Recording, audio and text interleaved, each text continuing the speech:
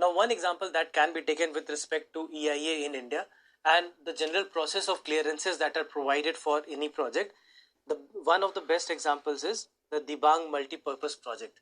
What have we seen with respect to this project? If you go back to 2019 July, you'll see that this was given a go-ahead by the Cabinet Committee for Economic Affairs. This happened in July 2019. If you go back to the history of it, you'll see that it was January 2008 when the foundation was laid for this project by then Prime Minister Dr. Manmohan Singh. Now, after that, what we saw was that between 2008 to 2013, there were a lot of protests that kept on happening. And mostly these protests were being done by the locals. The tribal population that resides there, they were not happy with the project that was coming in. Now, if you look at this project, this is going to be the largest hydropower venture for India. It is going to be the world's tallest concrete gravity dam. We are not even talking about India, we are talking about the world. So its height basically stands at 278 meters, which is huge. Earlier, when the project was taken up, it was 288 meters. When there were a lot of protests and lot of issues were raised, then it was reduced to 278. Although the reduction that was sought was basically a reduction of at least 40 meters or more than this. But it did not happen. Only 10 meters reduction was made, which will hardly have any effect on all the issues that were raised. Now, what are these issues that we are talking about? First of all, the tribal population that resides there, they will face issues, they will have to be rehabilitated. And over the years, we have seen that both the government of Arunachal Pradesh as well as government of India has been having talks with all these tribals. And finally, they were persuaded in 2014 that they can be rehabilitated. Then there's the problem of biodiversity. When you look at this particular project, it is going to submerge a huge amount of area. We are in total looking at just the felling of trees could have been approximately 3.5 lakh. 3.5 lakh trees could have been fell. Then finally it was agreed by the company which is taking up the project that instead of 3.5 lakh only, mark the words, only 2.7 lakh trees would have to be fell in the forested area. And what kind of forested area are we talking about? We are talking about the evergreen broadleaf forest and the subtropical forest that is present in this area. So this is the forest area which has a very rich biodiversity. And if you just count the number of species that are there in this area, as per the reports, the study that was done by Wildlife Institute of India, they had reported that there are a total of 413 plants, 159 butterflies, 113 species of spiders, 230 species of birds, 31 species of reptiles, 21 species of mammals, and 14 species of amphibians. So this is the biodiversity of this region. Now, when you look at this biodiversity, the submergence of the area that will happen, that will have detrimental effect on the entire biodiversity of the region. Now, one of the key aspects of this particular multipurpose project is also the EIA report. The reason why we are taking this case study is also because of the EIA report. The EIA report, if you go through it, there were multiple issues that were registered. The EIA work that was done was shoddy. So, for example, it had listed 2 species of tigers. What's wrong here? 2 species of tigers. The world has only 1. But in this EIA report, there were 2 species of tigers that were listed. Not only this, there were mistakes. For example, fly catchers were reported as flying catchers. Woodpeckers basically had become woodpackers. Woodpeckers had basically become woodpackers. So these are just few of the examples of the mistakes that were there in the EIA report that was submitted. Not only this, the work was not done properly. For example, when you look at the advantages that are propounded for this particular project, we talk about 2 major factors. One, that electricity will be provided to Arunachal Pradesh, and then secondly, the flood control that might happen for the lower Arunachal Pradesh and the areas of Assam. But at the same time, what we also saw that this dam basically would use approximately 32 lakh truckloads of boulders. Now, what's wrong with this? If you know about the boulders with respect to floods, you know that these are considered to be the first line of defense against floods.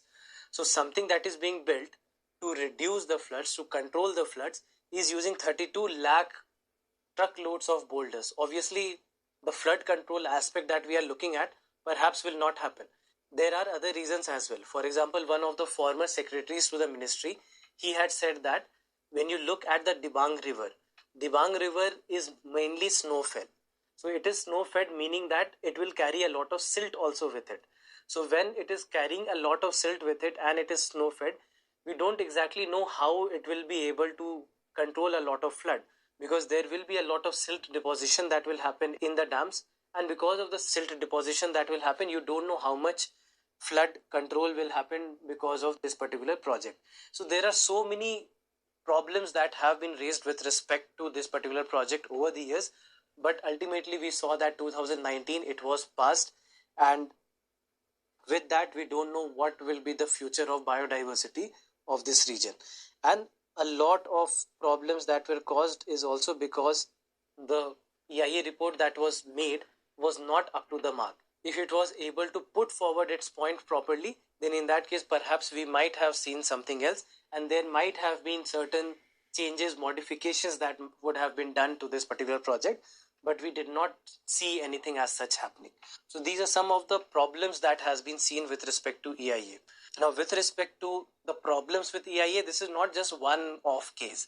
There have been other cases. For example, if you talk about the coal dam in Himachal Pradesh. In case of coal dam in Himachal Pradesh, there is another case that we have seen which is something similar. Now, when we talk about the Dibang Valley project, it is not a one-off case where we have seen the violations of the environmental laws or any kind of act, whether it is Air Act, Water Act, etc. One more example that we can take is the example of Coal Dam, a dam that has been in controversy for more than 10 years. What happened with Coal Dam? First of all, Coal Dam basically is a 800 megawatt project submerging approximately 125 hectares of land, and it has been built over river Satluj. So what's the story behind this dam? 2010, and to be precise, October 2010 was first time that it was proposed, and this is when it came to National Wildlife Board, that is National Board of Wildlife.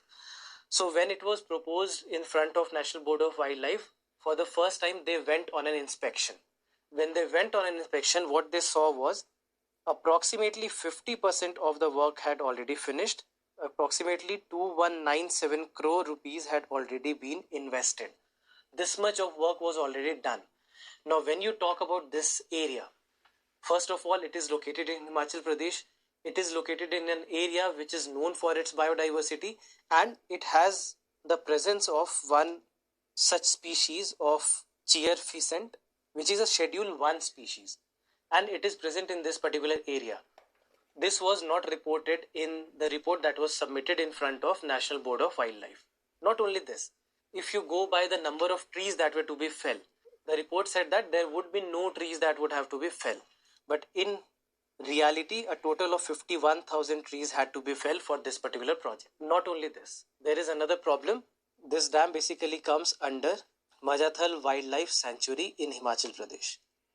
It is located inside the sanctuary, and still it was not deemed necessary that before the start of the project there should be a permission that should be sought. Now NTPC, which is one of the PSUs, was in charge of this project. When NTPC was asked about this project, they said simply that they did not know that this project was going to fall inside a national wildlife sanctuary. They simply said that they did not know that this was going to fall under a wildlife sanctuary. So this was the reply that was received from NTPC. Now at this point of time, this project was rejected. October 2010, it was rejected. After this, what was seen was that March 2013, it came back. March 2013, the project was again put forward before the National Board of Wildlife. Now at this point of time, again an inspection was done, and at this point of time it was found out that approximately 80% of the project had already finished. So although there was a stay order on the project that was put in 2010, still the work went on. There was nothing that was done, no step that was taken, the project was not stalled. So this happened March 2013. Again it was rejected. And after being rejected, again it was put forward back in 2013 June to be passed, and ultimately, owing to the pressures, owing to the fact that so much of money has already been invested, ultimately it was passed. So this is what has been happening with many of the projects. So when we talk about something like a post facto approval, just imagine how easy it will become for such a project to get passed. Although it might go through so many violations, it might be causing so much of damage to the environment, to the biodiversity of a region, to the ecosystem, to the local communities, nothing will matter, because they will now have an opportunity to get these projects passed by a post facto approval. They will not remain illegitimate anymore. So these are the kinds of problems that have been associated with all these kind of issues. The reports that are being made, there are so many cases of the reports being shoddy. For example, in one of the cases in Assam, what has been observed is that the river there has Gangetic dolphin, and because of the fact that it has Gangetic dolphin, it was proposed that the bridge should be made in a manner that there should not be any problem that would be caused to the Gangetic dolphins. One of the proposals that had come, interestingly, in front of the National Board of Wildlife was that there should be speed breakers that should be built on the bridge. So just imagine, we are talking about a dolphin species being saved by building speed breakers on the bridges. So this is the level of incompetency in some cases. So these are just some of the cases that have happened. So when you talk about a very strong law being there, it is very, very important. When somebody like Jairam Ramesh comes into the helm, and when he heads the ministry and becomes a Dr. No, just for the fact that he would say no to many of the projects because they would cause certain environmental problems, this is the kind of problem that we will face. Because when you talk about environment ministry is not supposed to be something that will pass all the projects that comes to it. What we have seen with all the governments that have come into power, that environment ministry will, without any doubt, without any hesitation, will pass most of the projects. It has been seen in the present government, it has been seen in the previous government. All the successive governments have been passing the projects in a manner that would suggest that environment ministry has very little to do with the environment. Rather, it should be called as an environment clearance ministry. Apart from a very few exceptions that have really cared about the clearances, most of the people who have come, most of the governments that have come, they have not cared about what kind of issues might be caused. So this is where an EIA report being strong, a very strong report being there, becomes very, very important. And when a notification tries to dilute these reports, these are the kinds of issues that you will face. We don't know what can be the effects in a long term. We just think about the short term effects. We don't even know what kind of issues can be caused at a greater level. So all these kind of issues have to be kept into account. So all these kind of problems have to be taken into account. There needs to be very strong EIA reports whenever a new projects come into the picture. There has to be agency that takes care of all these reports, that takes these reports seriously. The governments need to come into the picture. Public participation becomes a very important tool. So all these kind of things have to be taken into account, and then only we will be able to structure the way in which the projects are coming up and make sure that they are not causing problems which have far negative effects. So this is about the chapter of environment impact assessment. Most importantly, it has to be seen from your mains point of view. There are very less chances that something directly can be asked in the prelims examination. Although if at all they have to ask, there can be direct questions like what is the meaning of screening, what is the meaning of scoping, because these are the terms which have come in the news, which have been recently and very frequently seen in the newspapers. So there are chances that these terms can directly be picked from the newspapers and asked in the examination in the prelims as well.